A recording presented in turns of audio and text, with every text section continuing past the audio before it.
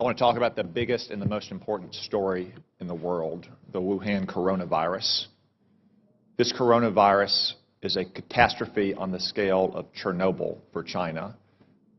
But actually, it's probably worse than Chernobyl, which was localized in its effect.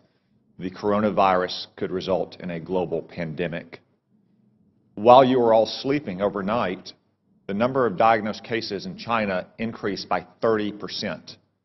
Now, let me be clear, that's not new cases, that is just newly admitted cases. It is probably several orders of magnitude higher than that. Also, while you were sleeping, China now has its entire border with Russia closed. 2,600 miles, Russia has closed that border. El Al has shut down travel between Israel and China. Air France has shut down travel between China and France. And that's in addition to all the other countries that have already shut down travel. From what we know so far, and there's still many unknowns, this virus could have both a long incubation period, as much as 14 days, and individuals could be contagious while asymptomatic, which was not the case with SARS in 2003. Furthermore, from some cases, it appears the virus could be aerosolized, which means it doesn't require the kind of contact that you have with, say, a married couple kissing each other or a family living in close quarters in a hotel or apartment, but rather the distances we are all sitting apart right now. Yet China is still lying about all of this. They've been lying about it from the very beginning, and you don't need their history of lying about SARS in 2003, though it is relevant here. You just have to see what's happened over the last 2 months. We now know that the first case manifested no later than December 1, even though China didn't reveal it to the WHO until a month later on December 31st, when they continued to hide it from their own citizens. And they continued to say that it had been contained inside Wuhan. Today, it is in every single province in China. They also claimed for almost 2 months, until earlier this week, that it had originated in a seafood market in Wuhan, that locals had contracted it from animals in, say, bat soup or snake tartare. That is not the case. The Lancet published a study last weekend demonstrating that of the original 40 cases, 14 of them had no contact with the seafood market, including patient 0. As one epidemiologist said, that virus went into the seafood market before it came out of the seafood market. We still don't know where it originated. Could have been another seafood market. Could have been a farm. Could have been a food processing company. I would note that Wuhan also has China's only biosafety level 4 super laboratory that works with the world's most deadly pathogens, to include, yes, coronavirus. Now, look at China's own actions. They have quarantined 60 million people, 60 million, more than the entire population of our West Coast.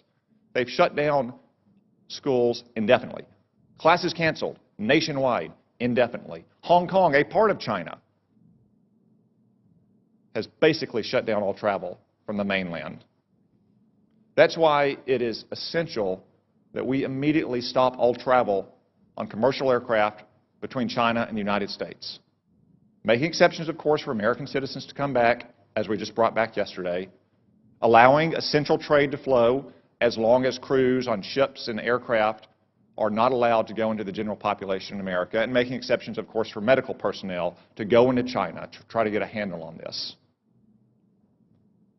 It is essential that we take those steps, and essential that we get to the bottom of China's deceit and incompetence on this measure. And gentlemen, I raise this with you because you are responsible in your combatant commands for some countries that have the most fragile public institutions, to include the most fragile public health institutions in the world.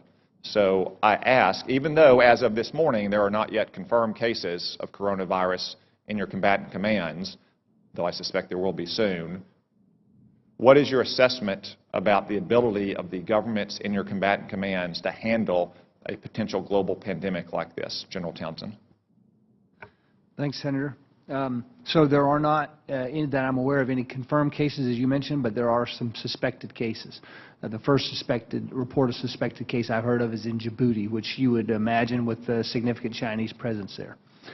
So the capacity of African nations to deal with this problem varies widely.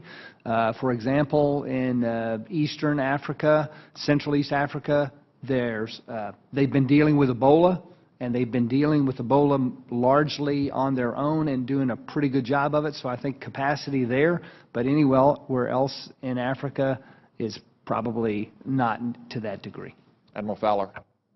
The Venezuela crisis has already strained the social services of many of the nations. As you're aware, Senator, we had to deploy the hospital ship Comfort twice in 1 year to last deployment 12 different nations, and in one 5-day span it can do the equivalent of a whole month for a region of some of the major countries. So I would be extremely concerned. Like General Townsend, the capacities vary widely, but in many cases they're strained, and to the limit I'd be very concerned if we saw this spread. Thank you. As a defensive measure, I'd just say again, it is essential that we shut down all commercial air travel immediately between the United States and China. As an offensive measure, because that probably won't stop it entirely, and because if it becomes a global pandemic, we have to deal with countries with very limited capabilities here. We need a Manhattan Project level effort to work with our best research scientists and laboratories in this country to develop a vaccine as quickly as possible.